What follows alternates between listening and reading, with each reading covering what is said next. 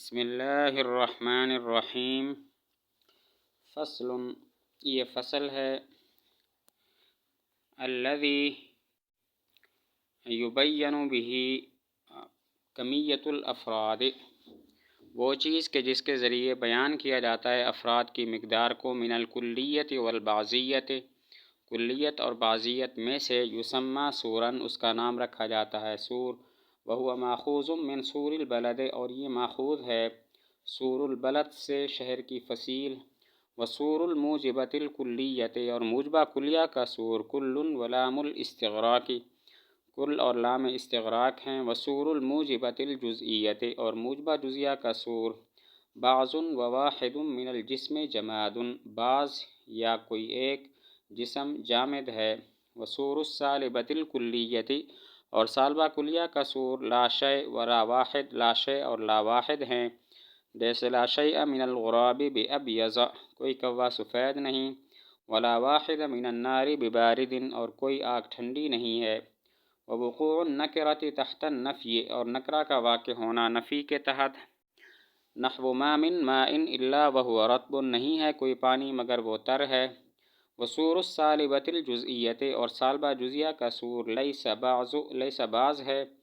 کقول کا، جیسے تیرا قول، لیس بعض الحیوان بحمار، نہیں ہے بعض جاندار حمار، وبعض لیس، اور بعض لیسا ہیں، کما تقولو، جیسا کہ تم کہو گے، بعض الفواکہ لیس بحلو، بعض پھل میٹھے نہیں ہیں، اعلم، جان تو، ان فی کل لسان سوراً، ہر زبان میں سور ہوتا ہے، یخصھا، جو اس کے ساتھ خاص ہوتا ہے، ففی الفارسیۃ، پس فارسی میں، لفظ ہر سور الموجبۃ الکلیت، لفظ ہر موجبہ کلیہ کا سور ہے، کقول الشاعر، جیسے شاعر کا قول، ہر آن کس، ہر وہ شخص کہ در بند حرص و فتات کے، لالچ کے جال میں گر جائے، دہد، وہ تباہ کر دیتا ہے زندگی کے کھلیان کو۔ سور،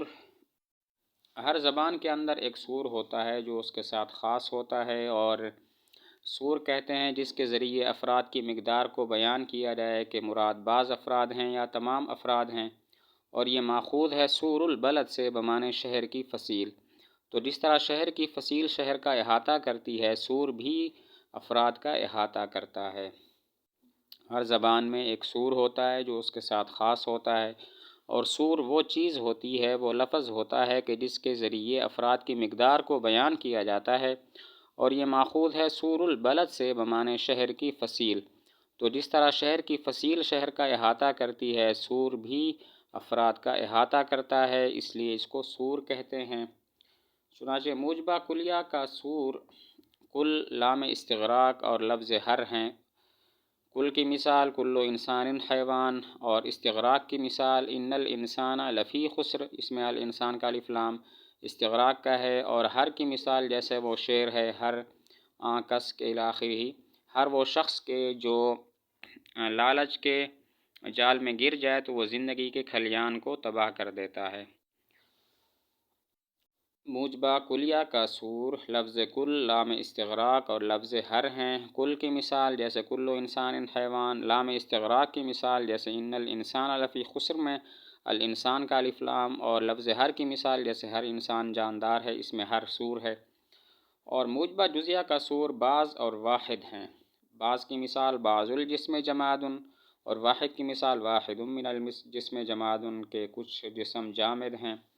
سالبہ کلیہ کا سور تین ہیں، لا شیء، لا واحد، اور نکرہ کا نفی کے تحت واقع ہونا۔ لا شیء کی مثال لا شیء من الغراب بأبیض، کوئی کوا سفید نہیں۔ لا واحد کی مثال لا واحد من النار ببارد، کوئی آگ ٹھنڈی نہیں ہے۔ اور نکرہ تحت النفی کی مثال ما من ماء الا وهو رطب، کوئی پانی نہیں مگر وہ تر ہے، تو اس میں ماء نکرہ ہے جو نفی ما کے تحت داخل ہے۔ تو سالبہ کلیہ کا یہ سور تین ہیں، لا شیء، لا واحد، اور نکرہ تحت النفی۔ لا شیء کی مثال لا شیء من الغراب بأبیض، کوئی کوا سفید نہیں، اور لا واحد کی مثال لا واحد من النار ببارد، کوئی آگ ٹھنڈی نہیں ہے، اور نکرہ تحت النفی کی مثال ما من ماء الا وهو رطب، کوئی پانی نہیں مگر وہ تر ہے۔ سالبہ جزیہ کا سور لیس بعض اور بعض لیسا ہیں۔ لیس بعض کی مثال لیس بعض الحیوان بحمار، بعض حیوان حمار نہیں، اور بعض لیسا کی مثال بعض الفواکہ لیس بحلوین، بعض پھل میٹھے نہیں ہوتے۔ سالبہ جزیہ کا سور لیس بعض اور بعض لیسا ہیں۔ لیس بعض کی مثال لیس بعض الحیوان بحمار، اور بعض لیسا کی مثال بعض الفواکہ لیس بحلوین، بعض پھل میٹھے نہیں ہیں۔ فصل، یہ فصل ہے۔ قد جرت عادت المیزانیین، تحقیق جاری ہے منطقیوں کی عادت، انہم یعبرون، کہ وہ تعبیر کرتے ہیں، عن الموضوع بجا، موضوع کو جا کے ساتھ، وعن المحمول ببا، اور محمول کو با کے ساتھ۔ فمتا ارادو، پس جب وہ ارادہ کریں، التعبیر عن الموجبۃ الکلیۃ، موجبہ کلیہ کو تعبیر کرنے کا، یقولون، تو وہ کہتے ہیں، کل جابہ، ہر جابہ ہے، ومقصودہم، اور ان کا مقصود، الایجاز، من ذالک، اس سے، ان کا مقصود اس سے الایجاز، اختصار ہے، ودفع توہم الانحصار، اور انحصار کے وہم کو دور کرنا ہے۔ منطقیوں کی عادت جاری ہے کہ وہ موضوع کو جا کے ساتھ اور محمول کو با کے ساتھ تعبیر کرتے ہیں، چنانچہ جب موجبہ کلیہ کو تعبیر کرنے کا ارادہ کریں، موجبہ کلیہ کو وہ اس طرح بولتے ہیں، کل جابہ، تو یہ نہیں کہتے کلو انسان حیوان، یا کوئی اور مثال نہیں بولتے۔ اس کا مقصد، اس کی وجہ دو ہے، اس کی دو وجہ ہیں۔ پہلی وجہ یہ ہے تاکہ اختصار حاصل ہو جائے، کیونکہ کلو جابہ بنسبت کلو انسان حیوان کے زیادہ مختصر ہے، اور دوسری وجہ تاکہ انحصار کا وہم ختم ہو جائے۔ جب کہیں کلو انسان حیوان تو وہم ہوتا ہے کہ شاید موجبہ کلیہ کی بس یہی مثال ہے، تو کلو جابہ کہتے ہیں تاکہ وہم دور ہو جائے کہ صرف یہ مثال نہیں ہے۔ منطقیوں کی عادت جاری ہے کہ وہ موضوع کو جا کے ساتھ اور محمول کو با کے ساتھ تعبیر کرتے ہیں، چنانچہ موجبہ کلیہ کے لیے وہ کہتے ہیں کلو جابہ، یہ نہیں کہتے کلو انسان حیوان۔ اور اس کی دو وجہ ہیں۔ پہلی وجہ یہ ہے کہ اختصار حاصل ہو جائے، کیونکہ کلو جابہ بنسبت کلو انسان حیوان کے زیادہ مختصر ہے، اور دوسری وجہ تاکہ انحصار کا وہم ختم ہو جائے۔ اگر کہیں کلو انسان حیوان تو وہم ہوتا ہے کہ شاید موجبہ کلیہ کی صرف یہی مثال ہے، تو وہ کلو جابہ کہتے ہیں تاکہ یہ وہم ختم ہو جائے۔